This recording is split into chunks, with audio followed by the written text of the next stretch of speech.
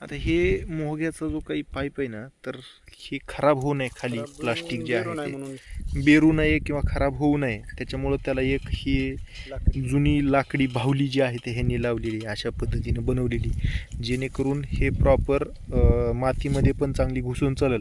आणि एवढं अंतर जे आहे, म्हणजे हे एवढं अंतर राहिल्यामुळं ह्याच्यात कुठंही चिखल जाणार नाही किंवा माती अडकून बसणार नाही, हे बेरणार नाही, म्हणजे ह्याच्यातून पडणारा खत प्रॉपर खालीच पडेल. तर ही एक कन्सेप्ट जी आहे ते आपण लक्षात घेणं गरजेचं आहे. याच पद्धतीने या ठिकाणी सुद्धा त्याच पद्धतीने ह्यांनी हे केलेलं आहे. तर हे आपण ह्या ठिकाणी लावून जर प्रॉपर खत अशा पद्धतीनं आपण आता हे जसं यापूर्वीचा व्हिडिओ शेअर केला होता की आपलं पेरणीसाठीचं जी काही ती फण आहे, तर त्या जुगाडाला त्याचे आहे असेच फणं या ठिकाणी दोन्ही ठिकाणी ठेवलेले आहेत.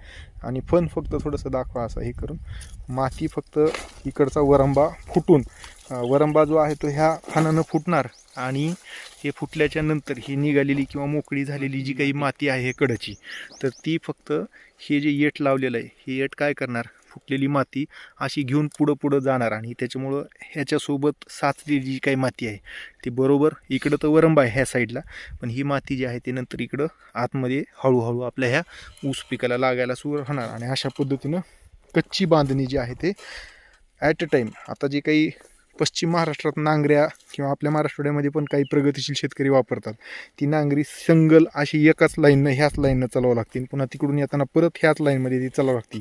त्याच्याऐवजी हे जे जुगाड आहे, ॲट अ टाईम ह्या ठिकाणी 2 नांगऱ्या असल्या कारणानं दोन्ही साईडनं एकतर माती लागणार आहे, प्रॉपर माती लागणार आहे, आणि दुसरा विषय ह्या ठिकाणी जे आहे ते ह्या पद्धतीनं खतसुद्धा पेरणी जी आहे ते इथं होणार आहे. आणि त्याच्यामुळं खत प्रॉपर मुळांच्याच सान्निध्यामध्ये पडणार आहे. आणि दुसरा विषय महत्त्वाचा म्हणजे ते माती आडसुद्धा होणार आहे.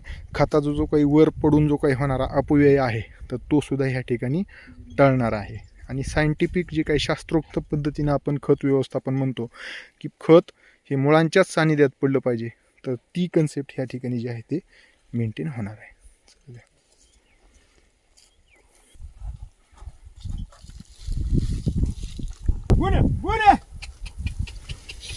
हे शेतकरी चालताना त्यांना सगळे कुठल्याही प्रकारचा प्रॉब्लेम नाही आहे ह्याच्यामध्ये. प्रॉपर सगळं जे आहे ते व्यवस्थित चालतात आणि नुकसान ऊसाचं काहीच नाही. आज दोन ह्याला दोन जे आहे ते कांडे धरलेले ह्या ऊसानं, तरीसुद्धा कांडे कुठं मोडत नाही आहेत किंवा आसपासचा आलेला फुटवासुद्धा जो आहे तो अजिबात कुठंच मोडत नाही आहे. हे पूर्ण रान मी फिरून पाहिलं, फक्त मला एकाच ठिकाणी 2 कोंब जे आहे ते बाजूचे मोडलेले दिसले, नाही तर पूर्ण क्षेत्रामध्ये कुठल्याही प्रकारचं नुकसानसुद्धा ह्या ठिकाणी जे आहे ते झालेलं नाही आहे. अशा पद्धतीनं आपण खत पेरणी जर केली तर मुळाच्या सान्निध्यात एक हा महत्त्वाचा विषय. आणि दुसरं, इथं ठिकाणी आलेल्या फुलारक्या असतील छोट्या छोट्या तणाच्या, त्या निघून जातात.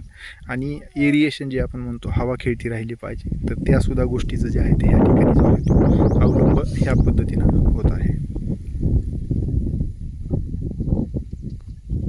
ऊसाला कुठल्याही प्रकारचा, आता हा जर ऊस पाहिला तर ह्याला खाली बघा ही कांडी धरलेली आहे, तर हे यंत्र ह्याच्यावरून चालतं. एखाद्याची अशी पण मानसिकता असू शकते की अरे ह्याच्यावर चालायला तर मग हे तुटाय पाहिजे, तर इथूनच गेलं ते, तर ह्याला काही कुठल्याही प्रकारचा मार बसलेला नाही किंवा हा मेला नाही किंवा ह्याला कुठल्याही प्रकारचं नुकसान ह्याचं जे आहे ते झालेलं नाही. बघा, हे लक्षात येतं आपल्याला.